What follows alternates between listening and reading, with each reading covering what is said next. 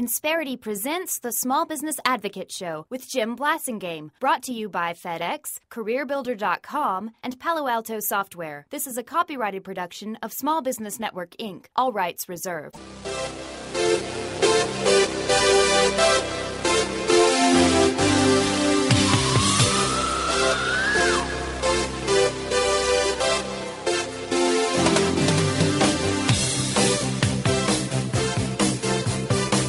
Welcome back. It's 12 after the hour. Thank you very much for staying with me. Thanks for being part of my day. I'm Jim Blasingame.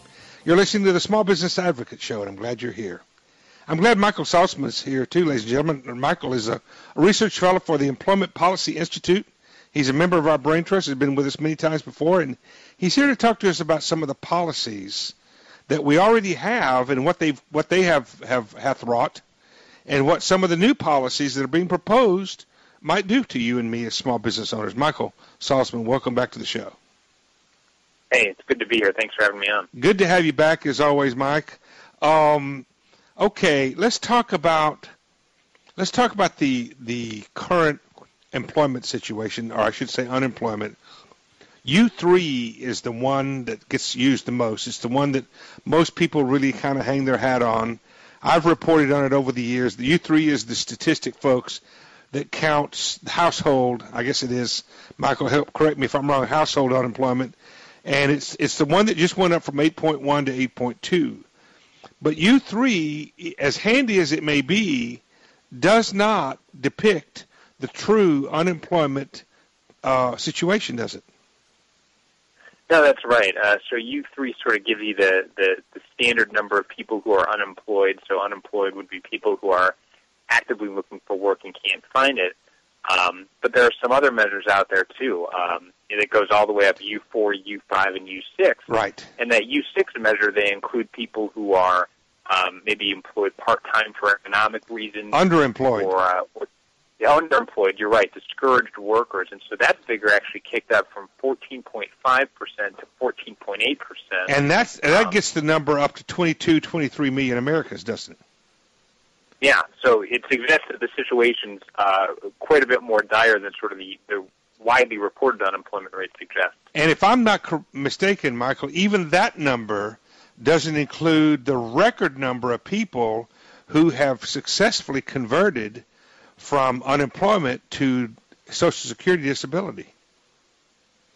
Yeah, there's a lot of things that wouldn't be necessarily accounted here. I mean, you can also talk about the longer folks are out of the labor force, if they've just dropped out entirely.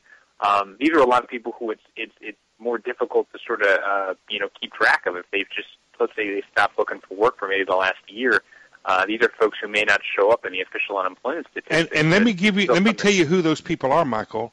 Those are people who are trying to start a business. Whether they're successful or not, they're currently way underutilized, underproductive, and from an income standpoint for their families.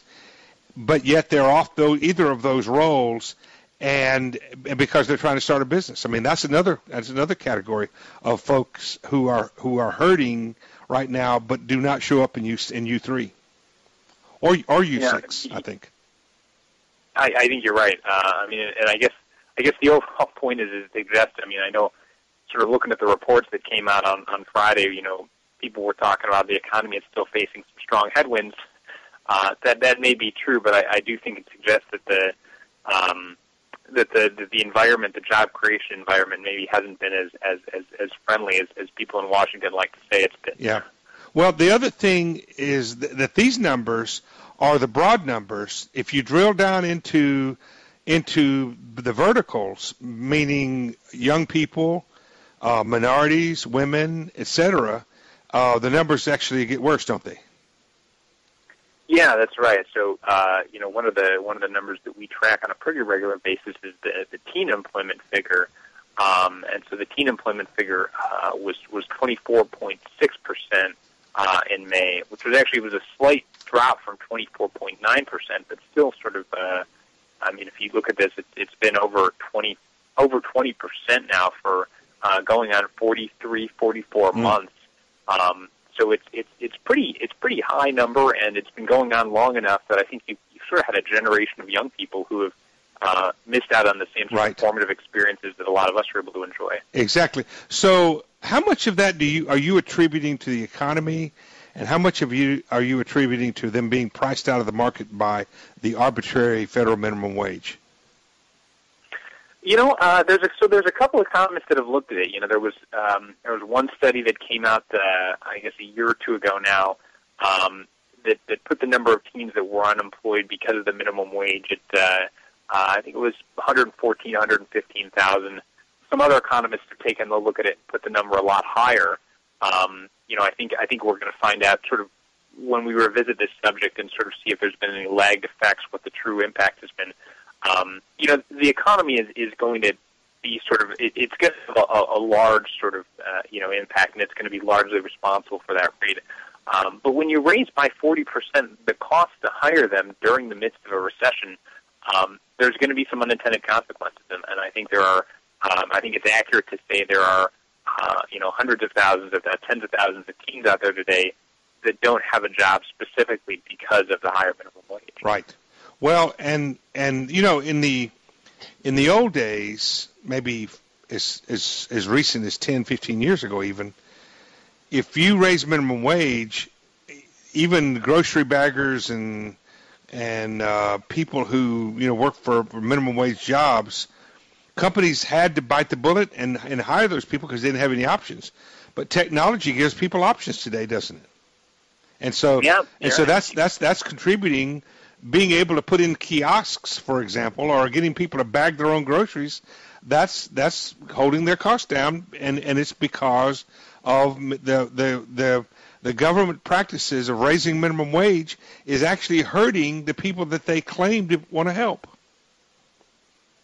You know, I think even for some reason in Washington now we've lost sight of that sort of cause and effect relationship. You talk about sort of the automation and some sort of how employers are reacting to higher labor costs. You know, even when the minimum wage was first created in 1938, you know, there was a report given to Congress a year later where the administrator at the Labor Department actually noted that it would be possible to set the minimum wage too high and price some people out of work. Now, this was under Franklin Roosevelt that people were able to understand this. Right. So it's surprising that we've sort of lost that connection. Well, you know, Michael, I'm silly boy. You know, if the government, if Washington ever had that, it was a fleeting notion. I think you're giving them too much credit. The concept of cause and effect on anything that they do is completely lost on them.